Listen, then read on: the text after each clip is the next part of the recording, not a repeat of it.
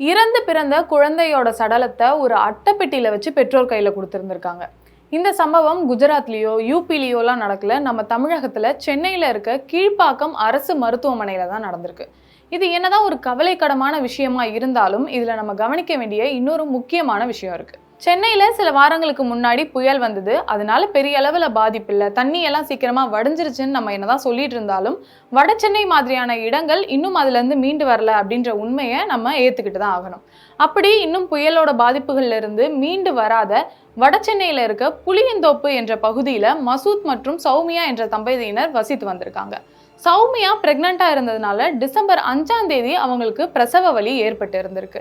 உடனே பக்கத்துல ஏதாவது ஹாஸ்பிட்டலுக்கு கூட்டிட்டு போலான்னு ஆம்புலன்ஸ்க்கு கால் பண்ணியிருக்காங்க. ஆனா ஆம்புலன்ஸை தொடர்பு கொள்ள முடியல. அதுக்குள்ளேயே அவங்களுக்கு வீட்டுல குழந்தை பிறந்திருந்திருக்கு. அந்த பெண் குழந்தை இறந்து பிறந்திருக்கு.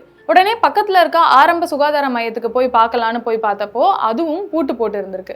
வேற வழி இல்லாம பக்கத்து வீட்டுல இருக்க மீன்பாடி வண்டியை எடுத்துக்கிட்டு அதுல அவங்கள உட்கார வச்சு ஒரு பிரைவேட் ஹாஸ்பிட்டலுக்கு கூட்டிட்டு போயிருக்காங்க. அந்த ஹாஸ்பிட்டல்லையும் அவங்களுக்கு ட்ரீட்மெண்ட் பார்க்க முடியாதுன்னு சொல்லியிருக்காங்க.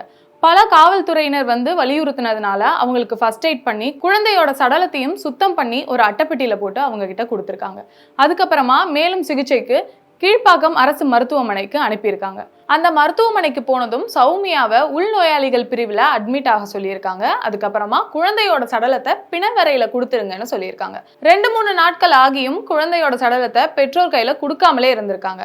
நிறைய போராட்டத்துக்கு அப்புறமா 5ஆவது நாள் தான் குழந்தையோட சடலத்தை பெற்றோர் கையில கொடுத்துருக்காங்க. அதுவும் ப்ராப்பரா துணி எதுவும் சுத்தாம ஒரு அட்டைப்பெட்டியில போட்டு கொடுத்துருக்காங்க. இந்த சூழல்ல இந்த செய்தி சமூக வலைதளங்கள்ல வைரலானதை அடுத்து பிணைவரை ஊழியர் பன்னீர்செல்வத்தை சஸ்பெண்ட் பண்ணியிருக்காங்க. மேலும் 3 பேராசிரியர்கள் கொண்ட குழுவை அமைச்சு இன்வெஸ்டிகேட் பண்ணிட்டு இருக்காங்க. இந்த விஷயத்தை பொறுத்த வரைக்கும் அந்த குழந்தையோட சடலத்தை அட்டைப்பெட்டியில வச்சு அப்படியே பெற்றோர் கையில கொடுத்தது தவறான விஷயம்தான்.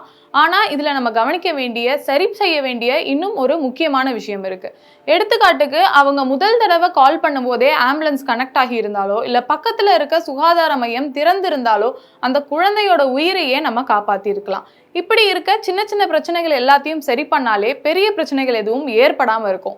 இது மழை, பேரிடர் காலம், அதனாலதான் அதெல்லாம் ஒர்க் ஆகாம இருந்துச்சு அப்படின்ற காரணத்தை நம்மளால சொல்லவே முடியாது.